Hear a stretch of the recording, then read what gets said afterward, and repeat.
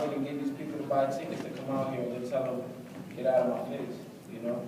I'm a real dude. These people really support the champion from upstate New York, so just give them the opportunity to see what's going on, you know?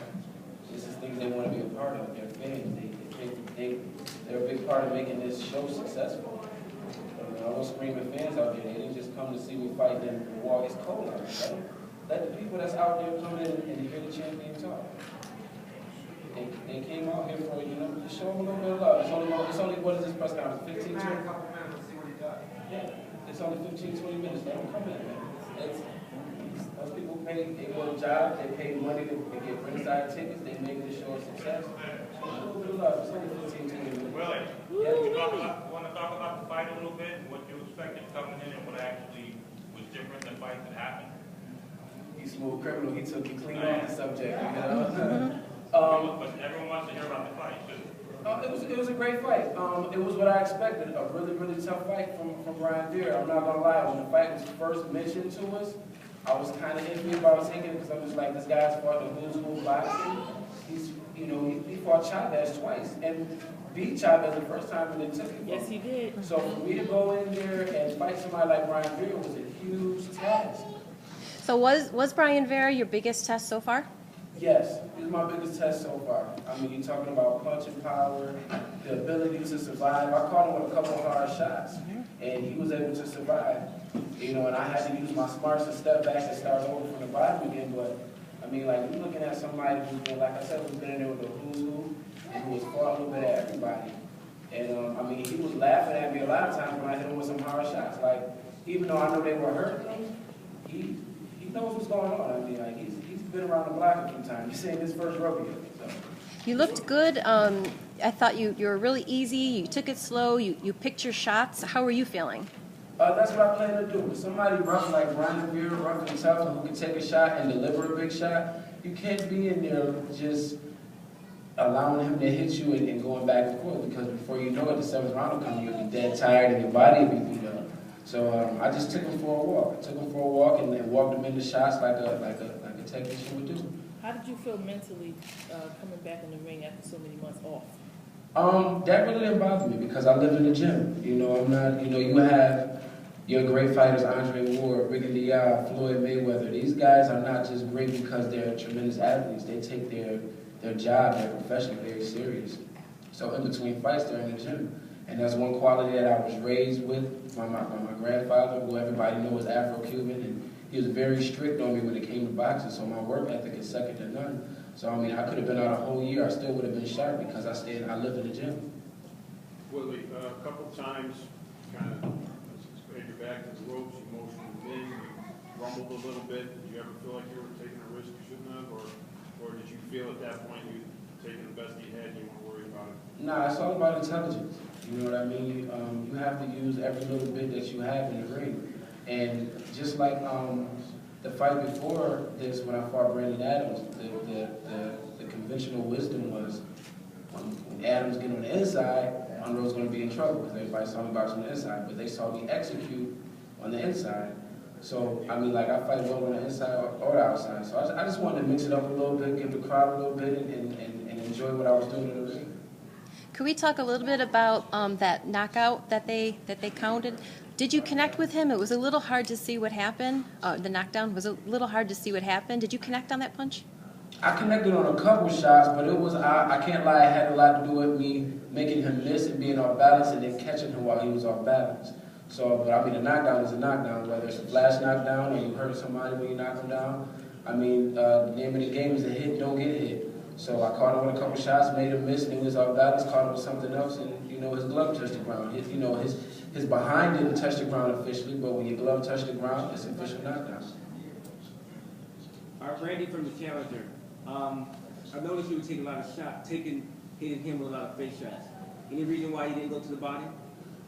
He was good at protecting his body because he heard, I'm pretty sure he heard us say, a couple left hands I landed to the body, and my up down, my hook to the head, hook to the body, I landed real well. But he was good at on the inside, like more or less bending over and protecting his body. That's why when I was laying on the ropes, I motioned him in so I could bait him in for body shots. But I mean, I take what's given, you know what I mean? I'm not gonna press the issue, try to get to the body when a guy is really covering his body. I'm gonna start touching the head, and then he's gonna start trying to cover his head, then we'll bring it down to the body. It's boxing IQ. What's next for you? The sky's the limit. You know, I'm not one of those guys that get out here and start calling out fighters and saying, I want this guy, I want that guy. That's just never been my forte as a fighter. But one thing I will say is being signed to a great promoter like Artie Kalula, we're sitting right on the middle of the fence. So you're not going to see Willie Monroe out here on one side of the fence hiding behind my promoter, my advisor, saying, I want to fight this guy, I want to fight that guy, but knowing because of network situations, promotional situations, advisor situations that I won't get to fight him. I'm sitting right on the middle of the fence. So if they say, let's go left and take some belts, sign me up, we're going to go get them belts. If they say go right and get some belts, we're going to go right, we're going to get them belts. Well, right now you're highly ranked WBA and the WBO, those two champions, of course, Adi Golovkin and the new WBO champion, Andy Lee. Talk about boxing intelligence, and I'm sure you study these guys. Right. Who do you think you would match up better against? I think both of them. Andy Lee's a tall southpaw, and you guys have seen that I can be the aggressor. And you know, I think my short shots that we've been working over the top with my head trainer Tony Morgan will be effective, and I will just have to get inside his lane. And who wouldn't want to see a powerhouse like Triple G, you know, get in there with the rabbit man, so to speak? That'd be like Sugar Ray Leonard versus Marvin Hagler. So I mean, you have that old definitive slick boxer versus the train. So I mean, you know, it's a matchup and contrasting styles that can make for spontaneous combustion. So I think both of those fights are good. And there's other middleweights out there. Like I said, I'm not going to call out any middleweights. I'm going to sit here and, you know, lick my chops and look at what's good out there and get ready to, you know, pick the right fruit when it's right. So if you were offered either of those guys in your very next fight, you wouldn't hesitate or want one more two? I wouldn't hesitate to fight. I wouldn't hesitate to fight anybody. But at the end of the day, we know boxing is business. So we got to make sure the numbers is right, networks is right, money is right. You get up here and say, I'll fight anybody, anywhere, anytime. I'd be like, okay, we're going to offer you this just because at the end of the day, I'm still a businessman. So. After you won the tournament, you mentioned that you moved down to 154. Why did you move down? Do you feel that you have more opportunities at 160, or do you feel comfortable moving down to 150? Little Debbie. That's why. I like my cakes.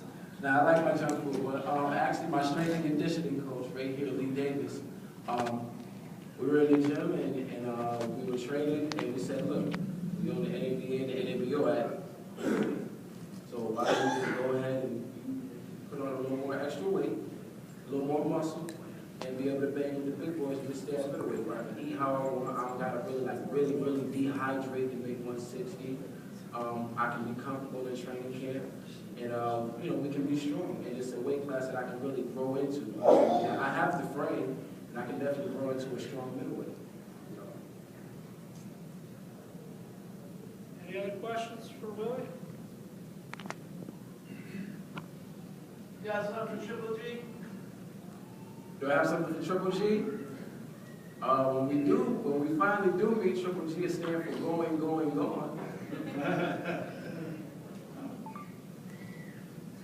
But I respect every fighter. You know, I get a lot of slack. It's funny because when you got guys who don't want to fight big fighters, they say, oh, he's scared, he's not a real fighter.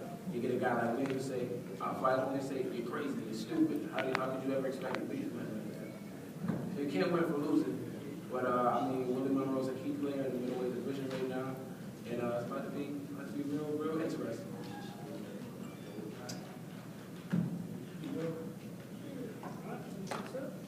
That's it.